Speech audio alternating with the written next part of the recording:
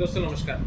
The YP talks में आपका स्वागत है। हमारे चैनल की जो पॉलिटिकल सीरीज़ है उसमें आज का टॉपिक जो हम लोग डिस्कस करने वाले हैं वो डिस्कस करने वाले हैं ऑपरेशन शीश महल। जी हाँ, अरविंद केजरीवाल का जो दिल्ली में सीएम हाउस है उसका रिनोवेशन या रिकन्स्ट्रक्शन या जो भी कहें उसमें जो करीब करीब 45 करोड़ रुपए खर्चा हुआ है उसको बीजेपी वालों ने ऑपरेशन शीश महल का एग्जाम्पल दिया है।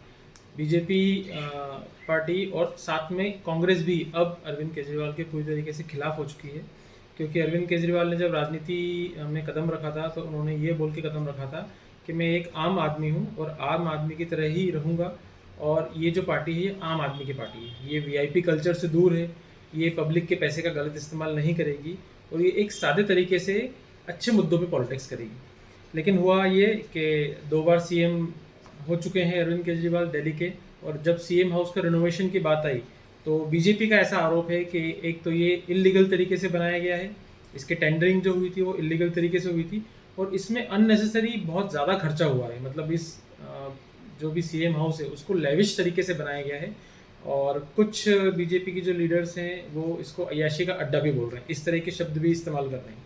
खैर हम लोग देख रहे हैं पॉलिटिक्स में अब कोई लेवल तो रहा नहीं है शब्दों के चयन को लेके, तो ऐसा बोला गया है कि लाखों के कारपेट और लाखों के पर्दे और स्विमिंग करोड़ों का स्विमिंग पूल और इस तरह की चीज़ें रिनोवेशन में की गई हैं जो कि एक 5 स्टार होटल की सुविधाएं देती हैं।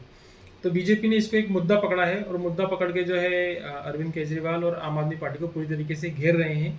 और ऐसा भी सुनने में आ रहा है कि आम आदमी पार्टी के ही कुछ कार्यकर्ता जो हैं वो इस बात को लेके अरविंद केजरीवाल के खिलाफ हैं। कंफर्म न्यूज़ तो है नहीं लेकिन ऐसा सुनने में आ रहा है। तो अब इस मुद्दे पे देखा जाए तो जहाँ तक कि पॉलिटिशियंस का देखा जाए कि पब्लिक के पैसे का वो कैसे इस्तेमाल करते हैं, तो ऐसे तक कोई भी पार्टी जो है वो दूध की धुली नहीं है। चाहे बीजेपी हो, चाहे कांग्रेस हो, चाहे आम आदमी पार्टी हो या XYZ कोई भी पार्टी हो, सभी लोग पब्लिक के पैसे का तो दुरुपयोग करते हैं अपनी पॉलिटिक्स चमकाने के लिए और अपनी पार्टी के फायदे के लिए। जैसे हम देखा जाए करोड़ों के एड्स, कोई ऐसी पार्टी नहीं है जो अखबार में फ्रंट पेज पे करोड़ों के एड्स ना देती हो। आप सब लोग जानते हैं कि किसी भी नेशनल लेवल के अखबार में ऐड देने का खर्चा कितना ज़्यादा होता है और पूरा का पूरा फ्रंट पेज जो है वो कवर कर दिया जाता है किसी भी छोटी मोटी उपलब्धि या किसी भी छोटी मोटी स्कीम या फ्री की स्कीम्स बांटने के लिए ऐड दिए जाते हैं। तो वो फ्री में तो जाते नहीं है, वो पैसा कहाँ से आता है? वो पब्लिक का ही पैसा रहता है। गवर्नमेंट के पास जो पैसा है वो पब्लिक का पैसा है, टैक्स पेयर का पैसा है। वैसे भी हम लोग देख रहे हैं हमारी पॉलिटिकल कल्चर जो है वो इस तरह का होता जा रहा है कि फ्री स्कीम्स बांटने के चक्कर में, वोट्स के चक्कर में टैक्स पेयर्स के पैसे का बहुत ज़्यादा दुरुपयोग किया जाता है और ये बात सुप्रीम कोर्ट ने भी मानी है और सुप्रीम कोर्ट ने भी इसमें संज्ञान लिया है। लेकिन सारी पॉलिटिकल पार्टीज जो हैं वो एक दूसरे का देखा देख वोट बैंक के चक्कर में फ्री की स्कीम बहुत ज़्यादा निकाल रही हैं।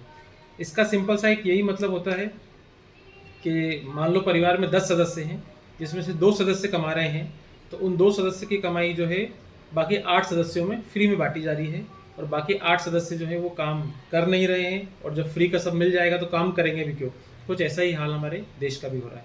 तो मेरे हिसाब से ये जो मुद्दा उठाया है बीजेपी ने, ये मुद्दा उसी तरीके से है जिस तरीके से कि अरविंद केजरीवाल ने या आम आदमी पार्टी ने प्रधानमंत्री श्री नरेंद्र मोदी की डिग्री का मुद्दा उठाया था।